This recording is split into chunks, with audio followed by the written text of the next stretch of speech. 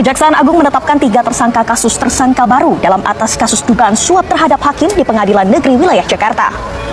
Ketiga tersangka Setelah buron hampir 2 pekan, Miftah Fahmi dan Cahya Nurdiansyah tak bisa berkelit lagi.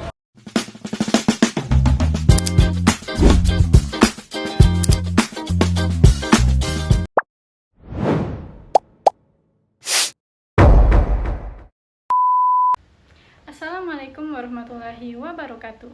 Halo teman-teman semua, perkenalkan nama aku Marla Anugrah Aprilia dengan NPM B1A025197.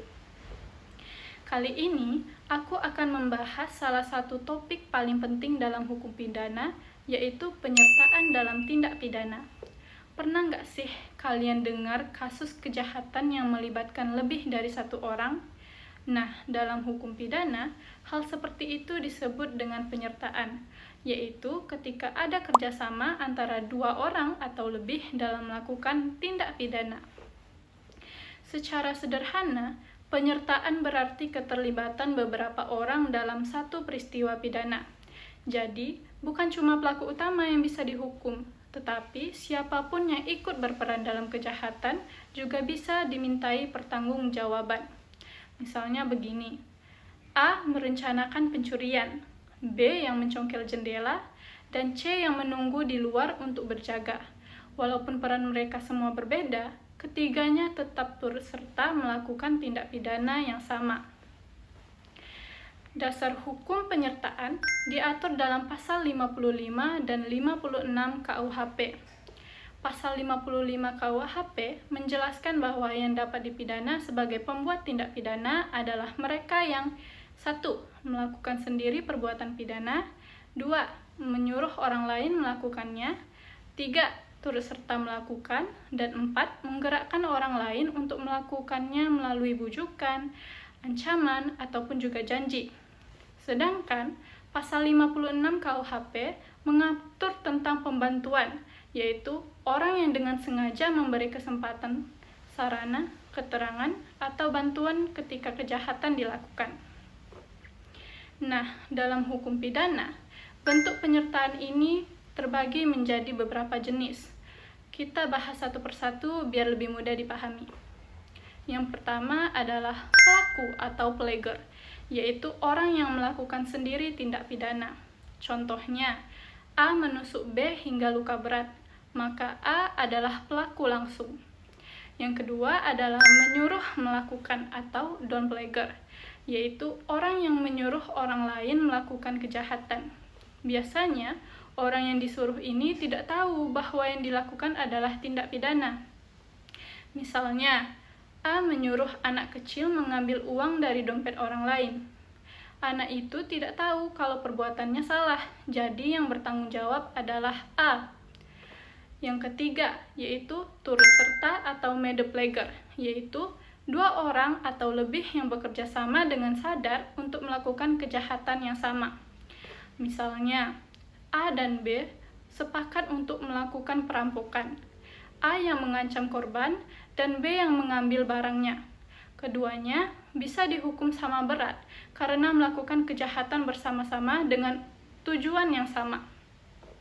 Yang keempat adalah penganjur atau uitlokker, yaitu orang yang menggerakkan atau membujuk orang lain supaya melakukan kejahatan.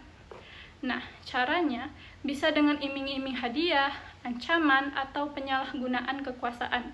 Misalnya, A menjanjikan uang kepada B agar membakar rumah C. Kalau B benar-benar melakukannya, maka A disebut dengan penganjur. Yang kelima adalah pembantu atau medeplegstik, yaitu orang yang melakukan atau membantu kejahatan bisa sebelum atau saat kejahatan dilakukan. Misalnya, A meminjamkan mobilnya agar digunakan untuk mencuri, atau B yang menjaga pintu agar pelaku lain tidak tertangkap. Nah, keduanya termasuk pembantu dalam tindak pidana. Nah, sekarang bagaimana dengan hukumannya?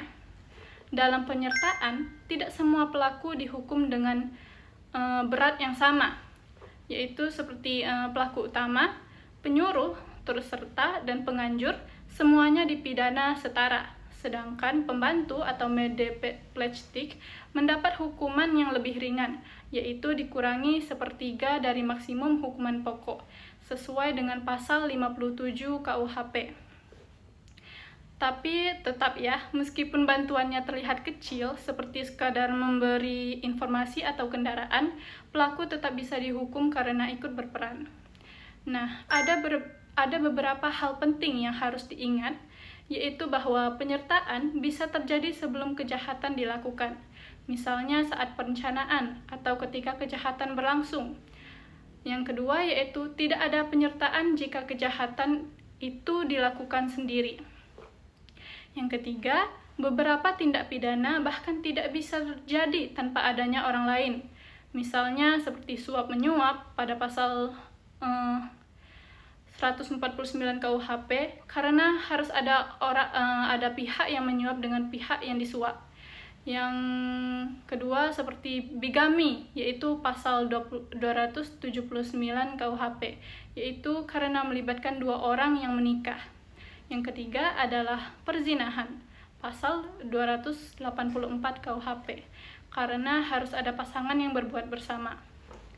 Nah, dari sini kita bisa lihat bahwa dalam hukum pidana, setiap orang yang terlibat dalam suatu kejahatan memiliki tanggung jawab hukumnya masing-masing, baik yang merencanakan, yang membantu, yang menyuruh, ataupun yang membujuk. Semuanya bisa dikenai hukuman.